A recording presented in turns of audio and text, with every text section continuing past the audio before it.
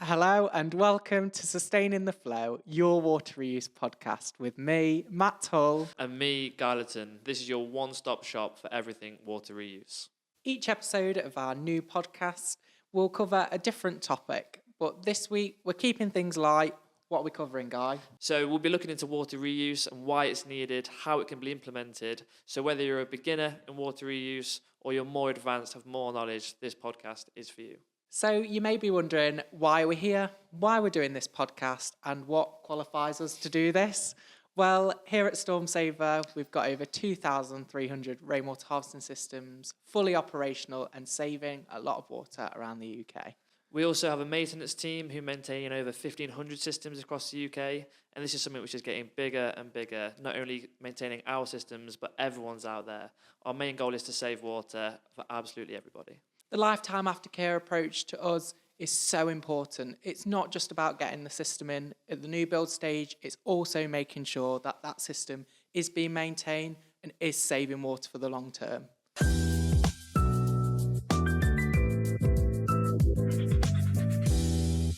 So then, what is water reuse? It's reusing water, whether that be rainwater or greywater. I'd say, well, personally, I see rainwater more frequently than greywater at the minute. Can you just explain the differences between rainwater and greywater? Because obviously, like in my experience, people get so confused with the differences between rainwater and greywater. And they're two different things, aren't they? The difference is, obviously, with rainwater harvesting, you're collecting it, well, 9 out of 10 times off roof areas. We recommend just roof areas, but we'll get into that another time completely. Different conversation. Rainwater, we're collecting from, let's just say, the roof area. We're filtering that and using that in the building. With greywater, the difference being you're collecting from wash and basins, showers, baths. So it's all the water you're actually using internally to the building.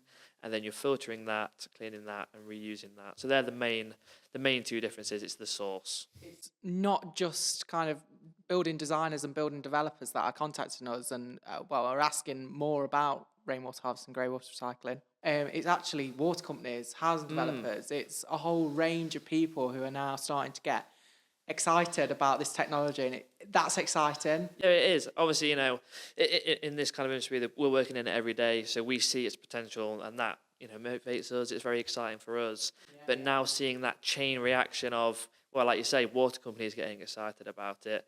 There's so much going on in the industry at the moment that, well, not only we're trying to challenge head on, but we're getting people on board to do it with us now. There are a range of different reasons why kind of each water company or a housing developer or a non-household developer are getting in touch for their own little individual kind of motivations, aren't they? Why do you think people are getting so kind of excited and interested in rainwater harvesting? For water companies, you've got things such as, combined sewer overflows, which they've been having massive problems with. Huge problems, it can help with that. Then you get your various contractors, your housing developers. Obviously, we're trying to reduce the amount of water we're using. That's ultimately the goal with water reuse. We want to save water. Yeah, definitely. And we're zooming towards that 5 billion litre daily deficit. Yeah. In the next 25 years, I mean, it's getting ever closer and ever closer. And I think what people probably miss is that actually we're not going to solve that deficit by building new reservoirs alone. Yeah. It's actually going to come from water efficiency, metering. It's a whole range. It's not just new reservoirs. And I think rainwater harvesting is so key for that. Yeah, no, there needs to be sort of a multi-angled approach to saving this. So obviously, sort of mentioned the 5 billion litres of water, that's per day. And it's a hard thing to visualise. When have you ever seen 5 billion litres of water in one place? Crazy. You haven't, because it's such a vast amount. So thinking we need that not every week, not every month, but every day. And that's just at current estimates as well.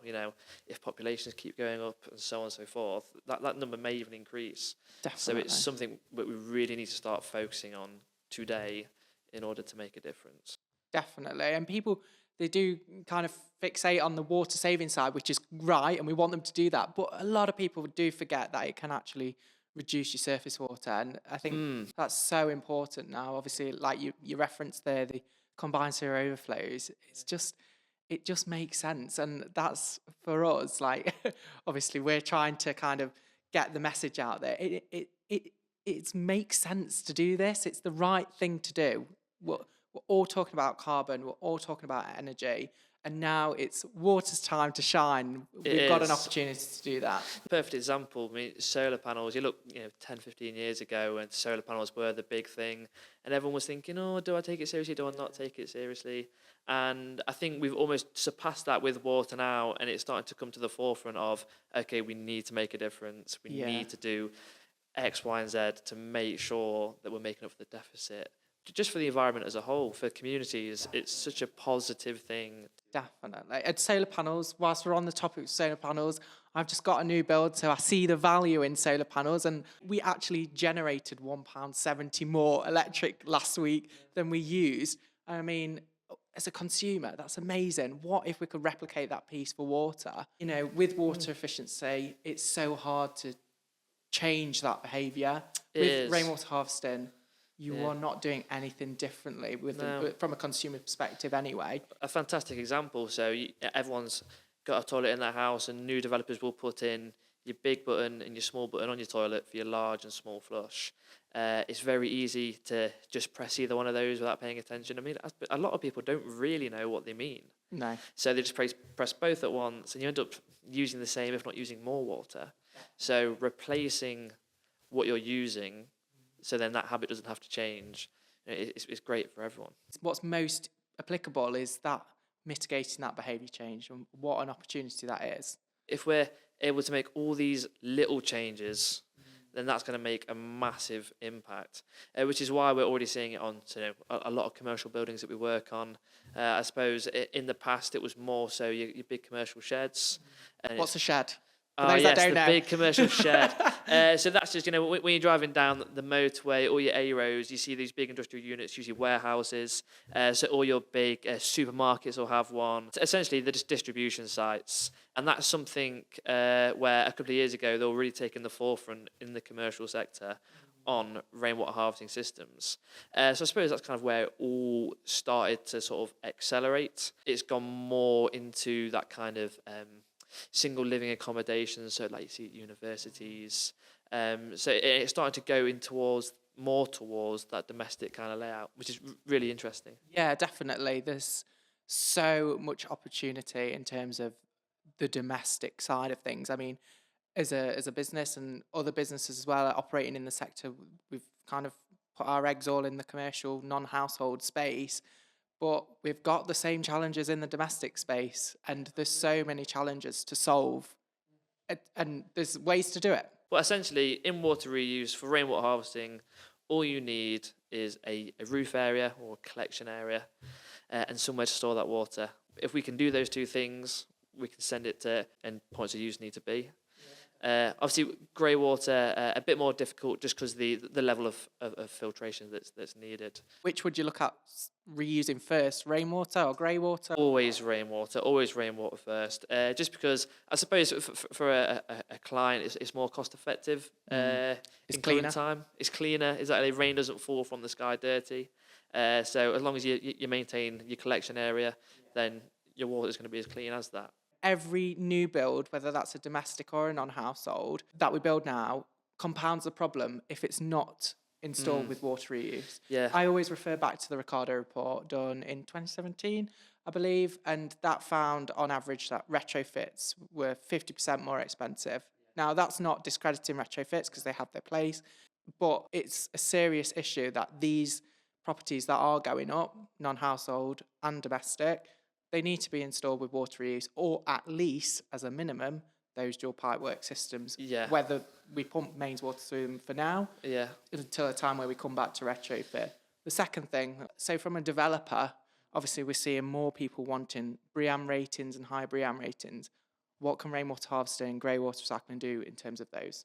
So in terms of your BREEAM, obviously water reuse is a fantastic way of doing it. So you can get up to 5 credits now. It used to be one. It used to be one. Bike rack. Yeah, lost out to a lot of bike racks. That's something that we're not sour about, but we do talk about it a lot, those bike racks. A running joke at Storm Saver, isn't it? It is. But like I say, now 5 credits. So it's a huge amount, and a lot of the projects I work on are wanting that BREEAM excellence. 75%, isn't it, for of your non-potable demand Yeah. has to be met buy rainwater to get them 5 credits, and then it's a sliding scale for anything below that. Yeah, absolutely. So it's very achievable if it's done in the right way, and like you say, if it's sort of attacked head on in that design stage. Obviously, I'm sort of mentioning retrofits. So retrofits, for those who don't know, essentially just pre-existing buildings that we're trying to do work on. What I tend to find in my role is when we work on retrofits, like you kind of touched on, the costs are so much higher. It's running pipework through the building. So as a complete minimum, like we kind of spoke about, having that dual pipework is vital to ensuring the success of water reuse in the future, especially on those. If you didn't know, rainwater and mains water, 2 very separate things. They need to be in separate pipeworks, properly labelled. We're very passionate about that here at Stormsaver, and making sure that they're correctly identified. That's absolutely key to doing this safely, properly, and at scale. I think one thing that we've not touched on, which we should have given a lot more airtime to, is the maintenance. And we're not just saying why water reuse. We're saying why water reuse and beyond. If someone came up to you and said, I've got this machine, I'm going to put it in your building and it's going to save you money, would you like to know more about it? No one's going to say no. Yeah. So making sure you've got this system working at its complete optimum efficiency all year round is only going to save you money. And obviously we want to save water, and it's going to do a lot of that. So it's a byproduct of one another. Traditionally, people didn't know about that need to save water, and obviously ESG and sustainability reporting, it's obviously becoming at the forefront of kind of the facilities world. So we can nicely play into that by adding on that water piece. There's, especially when you've got your consultants or your different designers putting a lot of effort into getting the right system. Yeah. That 5 billion litres per day deficit is a huge number. But then it's filtering that through all the way to the end users and making sure that they're aware of it and they're making the most of it. Yeah, definitely. It's a nice thing normally when you speak to sustainability managers. I love speaking to sustainability managers because they're always on board with it. It's making sure that message goes across right through the end user companies and making sure that the people who are maintaining these buildings are making sure that they're doing it properly. When I have conversations with people who aren't on board, it's important to have the conversations with them because I understand, through their experiences, usually they've dealt with a system that hasn't been sized correctly. It's not fit for purpose. And I'd say 9 times out of 10, when a system does fail or someone has had a bad experience, it's because they are using the wrong tool for the job. Or it's not been maintained properly in the first place. Exactly, or it's not being maintained. Yeah. So they are very, very commonly those two kind of scenarios that play out. As an industry, we are very reliant heavily on our installer community.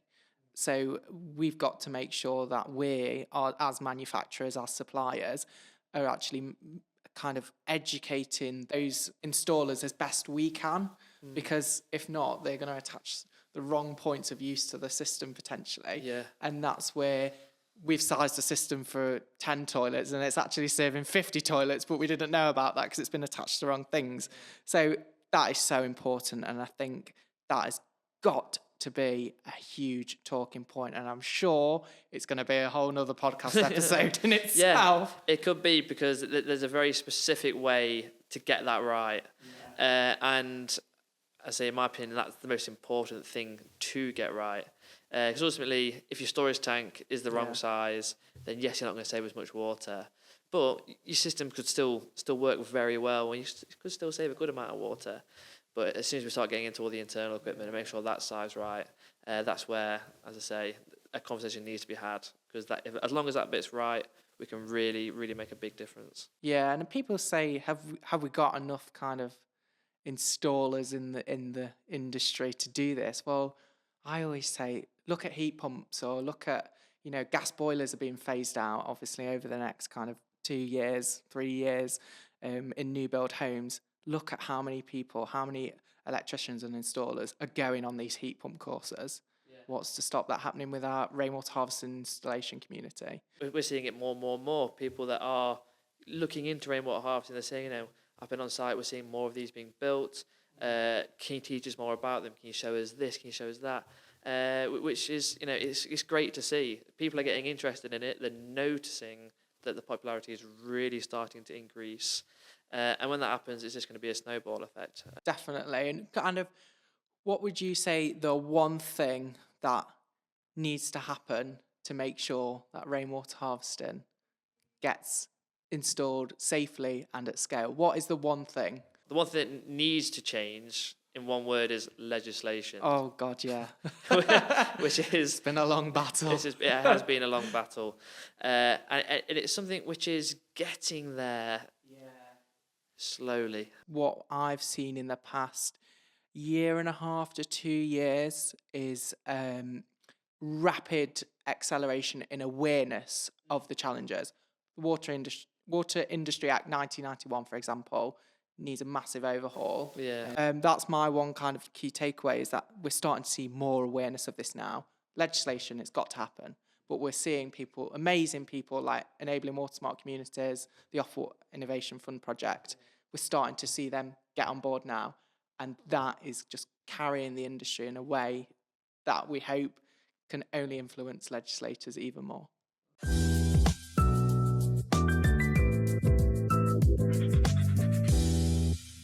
Well, if you're still with us, I hope we haven't blown your mind too much there. And of course, there's so much to cover in such an exciting industry. And many of the topics that we've covered today we'll be delving much deeper into, especially around legislation, the innovation side of things. So, Guy, what are we going to be speaking about next? So next time, I think we're really good to kind of delve more into the types of systems. Something we spoke about was getting that system right. So if we talk about the different types of systems, I think that'd be really sort of beneficial for everyone. Definitely. Can't wait for that. And for now, thank you for listening. It's been a pleasure. Yes, thank you very much. And if you do want to learn more about rainwater harvesting or greywater reuse, we do offer CPDs. You can find out more at our website, which is www.stormsaver.com.